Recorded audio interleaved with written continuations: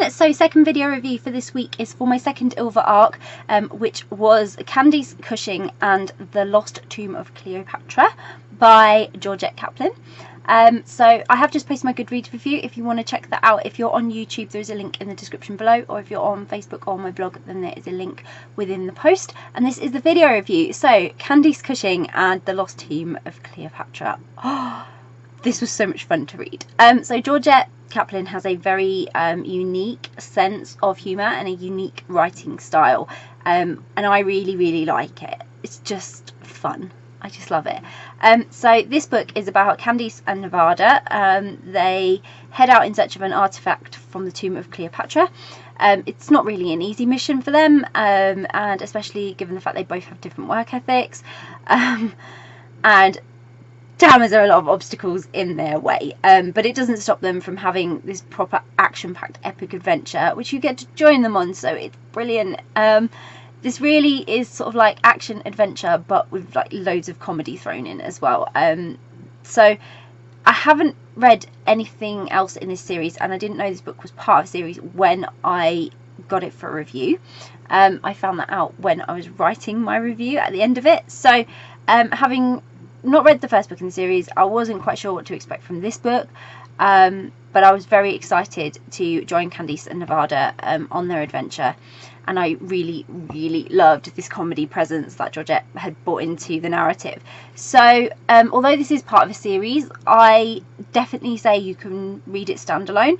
Like I say, didn't know there was a first book in this series, and it didn't make any difference. I still understood the story, the adventure between the two of them, and so probably in hindsight, if I had read the first book, then I might know a bit more about the characters, but I don't think it matters because you're still getting to know them in this adventure anyway, and you get a good insight into who they both are. That's all given to you, so you don't need to have read book one to read this book. It still, like I say, works as a standalone story, and it was really exciting, and it provided an amazing adventure, which really got me caught up in it. The humour then injected into that story just gave it, the adventure, something different, because it's all injected via the characters and the way they interact. So it really added to the thrill of the chase. The fact that Nevada's got this comedic genius way about her just adds to the thrill of the chase with the adventure, and it was totally bonkers. I'm not gonna it was so mad, but all they were encountering, going through, and but you know, that's what made it so epic. And you know, being thrown into an adventure like that with two characters like this was just so much fun. It did get a little bit complicated at times, so you do need to be concentrating on what's going on, but it didn't make it any less enjoyable. I think the more immersed you get in the book, the more you concentrate anyway, and the way this is delivered, you really did get quite immersed in it, because of the characters, and I'm going to say because of the characters. So Candice and Nevada, I mean, like, where to start? Seriously, proper polar opposites.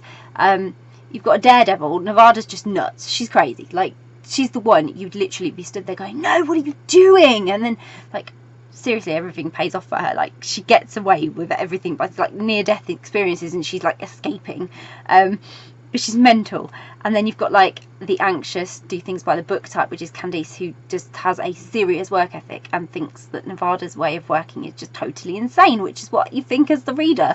Well, you guys might not, but I did. I was like, wow, she's insane. It's probably like Indiana Jonesy, I guess. It's hold your breath moments. And just thrown together, they have this amazing and immediate comedic chemistry. It just radiates off of both of them, the way they interact, and Nevada providing all this comic relief, always joking, taking risks, even when facing death. You know, Candice then balances her with the more sensible approach to things and the serious side and the what ifs. Not that Nevada's going to listen, but it doesn't matter.